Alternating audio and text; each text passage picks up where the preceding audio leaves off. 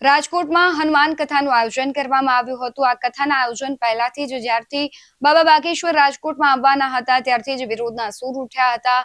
ઘણા બધા વિવાદો થયા। વિવાદો વચ્ચે કથાનું આયોજન કરવામાં આવ્યું।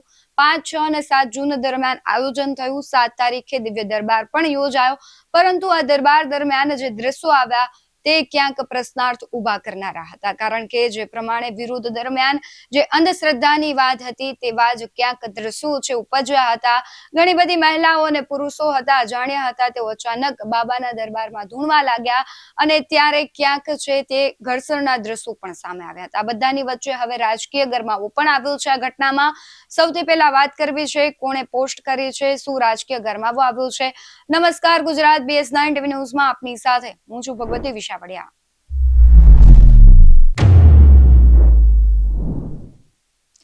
આમ તો બાબા બાગેશ્વર રાજકોટમાં આવવાના હતા તે પહેલેથી જ ક્યાંક અંધશ્રદ્ધાનો વિરોધ થઈ રહ્યો હતો। ઘણા બધા લોકોનું એવું કહેવું હતું, પરસોત્તમ પીપળિયા સહિત જયંત પંડ્યાનું, કે આ બાબા છે ક્યાંક અંધશ્રદ્ધા ફેલાવી રહ્યા છે। ત્યારબાદ કથાનું આયોજન થયું।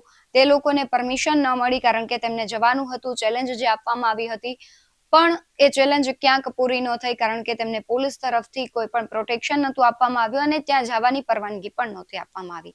પણ જે દ્રશ્યો ત્યાંથી સામે આવ્યા હતા તે ખૂબ ભયાનક હતા। તે પ્રશ્નાર્થ કરી રહ્યા હતા કે બાબાનો દરબાર હતો તે પ્રેત દરબાર હતો કે દિવ્ય દરબાર હતો। આખા ગુજરાતે, આખા વિશ્વએ દ્રશ્યો જોયા કે રાજકોટના દિવ્ય દરબારમાં મહિલાઓ છે તે ધૂણી રહી હતી, પુરુષો પણ ધૂણી રહ્યા હતા અને ધૂણતી મહિલા છે અચાનકથી કોઈ પર હુમલો કરી દે છે। પત્રકાર પર હુમલો થયો હતો, વળતો પ્રહાર પણ પત્રકારે કર્યો હતો। પરંતુ હવે આ બધાની વચ્ચે જેનીબેન ઠુમર છે તેમણે એક પોસ્ટ કરી છે, તેના વિશે વાત કરવી છે।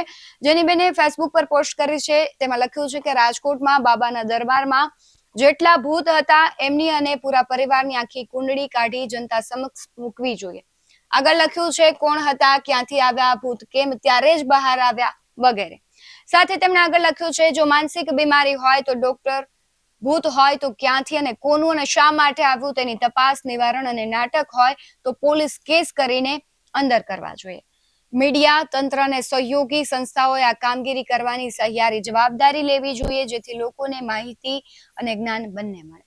હવે આ ઘટના જ્યારથી આમ તો દિવ્ય દરબાર યોજાવાનો હતો ત્યારથી જ વિવાદના જે સૂરો ઉઠ્યા હતા, ત્યારે ક્યાંક હવે વિજ્ઞાન જાથા પણ જાગ્યું છે। હાઈકોર્ટમાં જવાની પણ વાત આવી છે અને હવે એવી માંગ ઉઠી રહી છે કે જો આ દિવ્ય દરબાર પ્રેત દરબાર હોય તો કાર્યવાહી થવી જોઈએ, કોર્ટમાં જશે આ લોકો આગામી દિવસોમાં અને લોકોને જે ભ્રમિત કરવાનું આખું ષડયંત્ર અને કાવતરાઓ ચાલી રહ્યા છે તેનાથી લોકોને બચાવવા જોઈએ। જે દ્રશ્યો આવ્યા તે ખૂબ ભયાનક હતા। આપણે વિજ્ઞાન અને ટેકનોલોજીના યુગમાં જીવી રહ્યા છે, પરંતુ આ દ્રશ્યો છે ક્યાંક હજુ પણ આપને પ્રશ્નાર્થ ઉભા કરાવી રહ્યા છે કે હજુ આપણે કેટલી અંધશ્રદ્ધાના મૂળમાં જીવી રહ્યા છે। ઘણા બધા લોકો હતા, ખૂબ જ્ઞાની લોકો હતા, તે પણ આ દિવ્ય દરબારમાં હતા। એટલે જેનીબેનનો પ્રશ્ન છે કે આ બધા જ જે લોકો હતા તેની પણ કુંડળી નીકળવી જોઈએ। જેનીબેનના ટ્વીટને લઈને તમારું શું માનવું છે? દિવ્ય દરબાર નહીં પણ પ્રેત દરબાર યોજાયો તેને લઈને તમારું શું માનવું છે? કમેન્ટમાં જરૂરથી જણાવજો। બાકી આવા જ વધુ અહેવાલો સાથે ફરી મળતા રહીશું। તમે અમારી યુટ્યુબ ચેનલને સબસ્ક્રાઇબ કરવાનું, અમને ફેસબુક અને ઇન્સ્ટાગ્રામ પર ફોલો કરવાનું ભૂલશો નહીં। બાકી અમને અપડેટ્સ મેળવવા માટે આપ જોતા રહો BS9 ટીવી ન્યૂઝ। નમસ્કાર।